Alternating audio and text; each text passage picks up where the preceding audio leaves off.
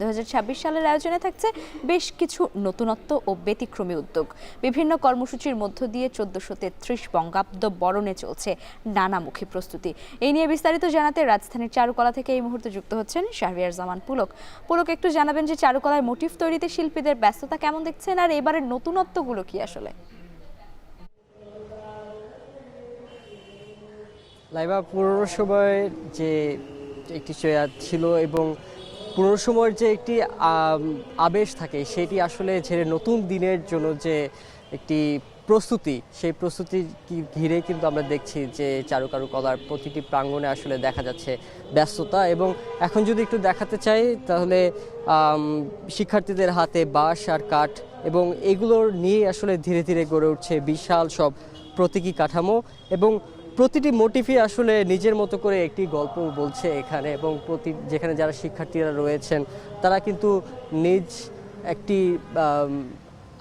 এই যে তাদের মধ্যে যে একটি চেতনা এবং তাদের মধ্যে যে একটি যে মনোযোগ দিয়ে তারা এগুলো প্রতিটি যে মোটিভগুলো আঁকাচ্ছেন বা এগুলো গড়ে তুলছেন সেগুলোর মধ্যে কিন্তু একটি গল্প লুকিয়ে আছে। এবারের যদি একটু জানিয়ে রাখতে চাই, এবারের শোভাযাত্রায় কিন্তু লোকজ ঐতিহ্যের ছোঁয়ায় তৈরি হচ্ছে মোট প্রধান 5টি মোটিভ এবং এগুলোর মধ্যে রয়েছে লাল ঝুটির মোরগ এবং বাংলা সুর আর আত্মার প্রতিধ্বনি সেটি দোতারা এবং ঐতিহ্যে যে ভার বহন করে সেটি সোনারগাঁয়ের কাঠের হাতি এবং শান্তির বার্তা নিয়ে পায়রা আর চলমান জীবনের প্রতিচ্ছবির জন্য যেটি রয়েছে যে কিশোরগঞ্জের টেপা ঘোড়া। এবং বিশেষ করে একটু বলে রাখতে চাই, এবারের দোতারাকে সামনে রাখা হয়েছে লোকসংস্কৃতির প্রতি শ্রদ্ধা আর বাউল শিল্পীদের প্রতি সম্মান জানাতে।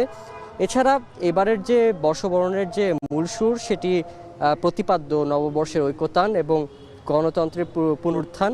এটি আসলে বলা হয়েছে বা প্রতিপাদ্যটি রাখা হয়েছে সমাজে আবারও জেগে উঠুক পারস্পরিক আস্থা, ফিরে আসুক সম্প্রীতির বন্ধন, এই শক্ত হোক গণতান্ত্রিক চেতনার ভিতরে, এইসব নিয়ে আসলে প্রতিপাদ্যটি রাখা হয়েছে। এবং আমরা কিছুক্ষণ আগে জয়নুল গ্যালারির সামনেও দেখছিলাম, সেখানে কিন্তু আমরা দেখেছি মাটির সরায় যে আলপনাগুলো আঁকানো হয় সেগুলো ছিল। এছাড়া কোথাও আমরা দেখেছি পেঁচা বা বাঘ বা কোথাও আমরা দেখেছি যে মুখোশও আঁকা হচ্ছে। এছাড়া পাশাপাশি শিল্পীরা যারা রয়েছেন প্রতিবারের মতো এবারও কিন্তু তারা জল রঙের তুলিতে তারা বিভিন্ন মানে লোকজ সংস্কৃতির যে বিষয়গুলো রয়েছে বা নিজের আলপনায় নিজের মন মতো যারা এইভাবে চিত্রগুলো এঁকে থাকেন সেগুলো কিন্তু বিক্রি করার জন্য তারা বিভিন্ন চিত্রকর্ম এখানে আঁকাচ্ছেন। তো এই ছিল লাইবা আমার কাছে রাজধানীর চারুকলা থেকে বর্ষবরণের সর্বশেষ। চারুকলা থেকে বর্ষবরণের প্রস্তুতি নিয়ে জানাচ্ছিলেন শাহরিয়ার জামান পুলক।